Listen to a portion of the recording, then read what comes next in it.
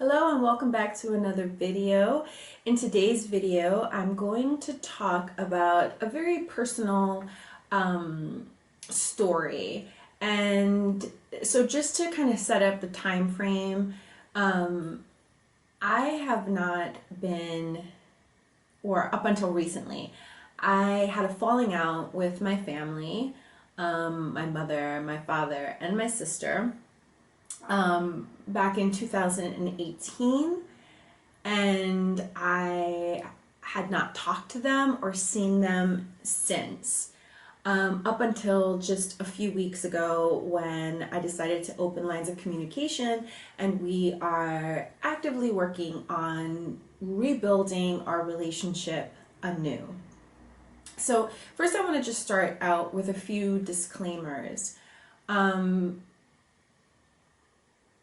I know that making amends or opening up communications with someone, with family members that you might consider to be toxic or unhealthy or have hurt you, is not for everyone. Like, I recognize that. And I'm not sharing this video because I'm trying to convince you otherwise. I am sharing this video because it is very personal. It is my story. And I hope that it might be able to help someone who is maybe on the fence, maybe thinking about,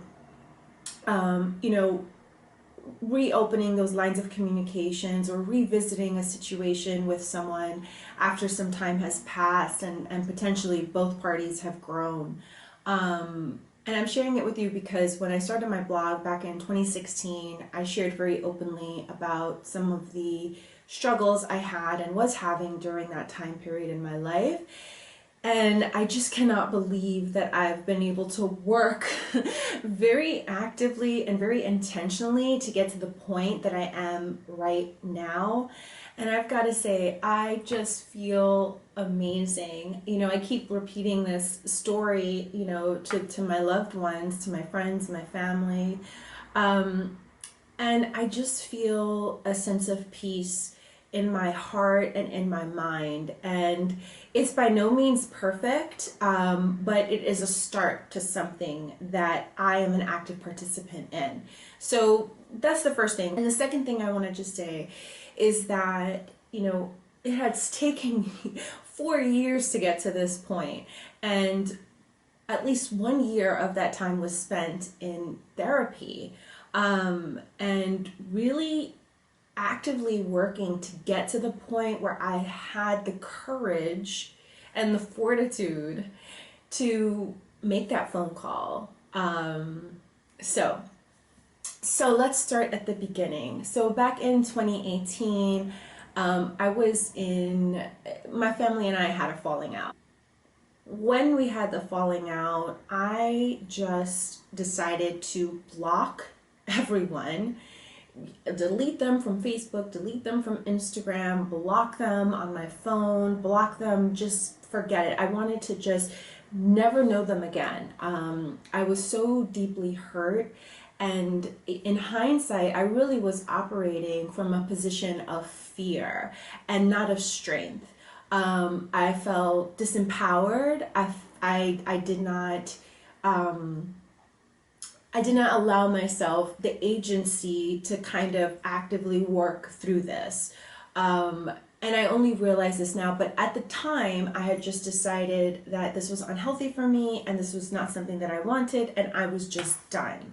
I kind of rationalized it as, and I think that this is true, when you decide to cut communication and cut ties with anyone, but specifically with family, specifically with parents, it doesn't happen overnight.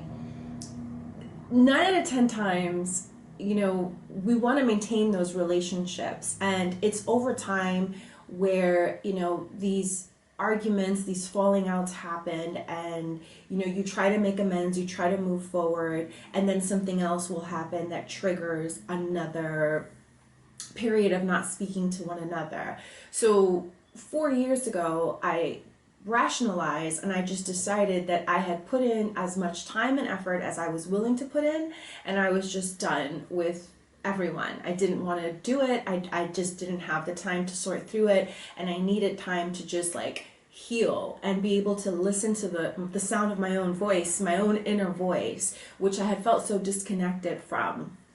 So during that time, I've done a lot of work. And, you know, I will say that for those 3 years, those first 3 years, I felt I mean, it was difficult, and I suffered, and I grieved the loss of these people from my life, and holidays were especially difficult, and birthdays, and, you know, it also meant that I wasn't in contact with my nieces and my nephew. Like, it was not easy, but I had rationalized it I just felt that I was 100% correct, they were 100% wrong, and there was nothing else to discuss about this. There's nothing else to discuss about it. Like, it was done. And living in that state, I didn't realize how kind of basically shutting off a part of me was affecting other areas in my life until I began therapy earlier this year. There were a lot of areas that I needed clarity on, and one of them obviously was this whole situation with my parents and my sister. And in one of the first few sessions, my therapist had asked me, you know, to kind of like, if we can explore what happened between us, like if we can revisit that, and I can explain, you know, where I stand on it. And immediately I was brought to tears. Like, it was just a question, and I just completely fell apart. You know, my emotions were so raw, they were so on the surface. And I remember saying to her, like, I'm sorry, like, this happened 3 years ago, almost 4 years ago, and I don't know why I'm crying. And she said to me, it's because you're still living in that space. Like, you are still hurting as if it happened just today. Even though you perceive that you've moved forward and that time has kind of moved on and you've grown and you've done these things, you're still living in that time, which is why you will begin to cry when it's even broached, when the conversation is broached. And that was eye-opening to me, because I really did think that I was done with it, that I had made that decision and I was done and I felt healed, and just I had moved on. The next thing that she said to me was, but you have to decide, you know, like, you know, right now that you're still in a lot of pain, right? And, you know, we can work through that. But what I want you to decide is whether or not you want to open the door to communications. Like, are you willing to open the lines of communications, or do you want to close that door forever and move on? Like, those are two very different decisions you need to make, and both of them are valid if that's what you want to do. But if you decide that you want to work towards opening up the lines of communications, then that's a different kind of conversation that we'll have to have. But in that moment, it gave me pause, because I realized that, yes, a lot of time had passed, but I wasn't ready to close the door on them. I wasn't ready to just never know them again. I just wasn't ready.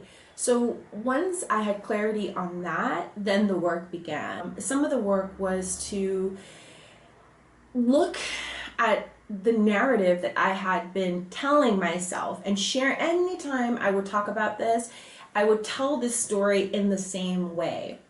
And so part of it was to, first of all, to stop revisiting that moment, right? The fallout. Like, I would constantly bring it up, and in my retelling, I would just be so angry and so hurt just as it had happened. I'd like work myself up, and all these things, I would just continue to revisit it. So I knew, you know, part of my work is to stop revisiting it. So I remember after that session, I decided to tell my husband, like, you know, I'm done talking about what happened almost 4 years ago. Like, I'm ready to put that behind me and move forward, look forward, and think about it in a different way.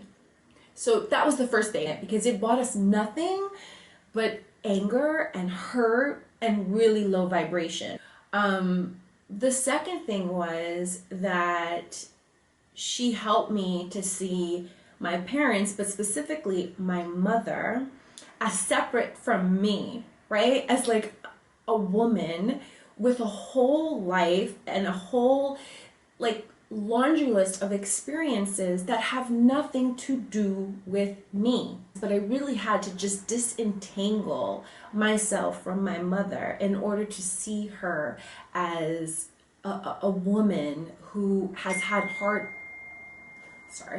who has had hardships and, you know, experiences that I can never fully understand, right? And once I was able to see her in that light, I was able to just reflect, allowed me to move towards healing, right? To stop standing in judgment of all the things that I thought she had done wrong or was doing wrong or could have done differently, and instead look at her as a person who doesn't have all the answers.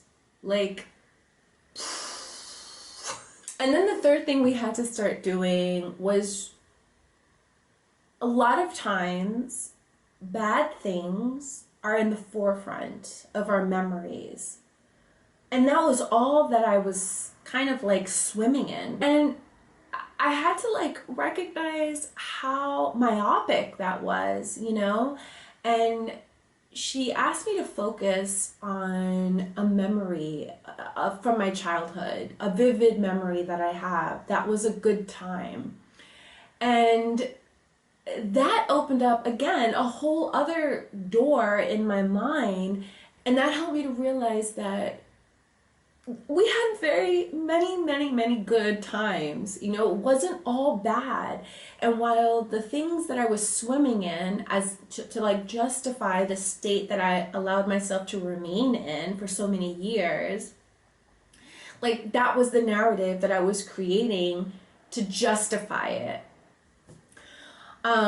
So those things, along with like understanding myself, right? Like I've been working with a leadership coach and my therapist and doing a lot of reading, and really like I journal and just reflect on my feelings, like the root of my feelings and what they cause me to do. And oftentimes the way that I perceive the world, the way we all perceive the world, is from our own perspective, which is limited. Newsflash. It is limited, you know? So we think that we know, I'll speak for myself. I think that I know the best thing to do, the best way to handle all situations, the best way to approach a situation. And what I had to come to realize, my awakening, is that I don't know, okay? I am also just one little human trying her very best to figure things out.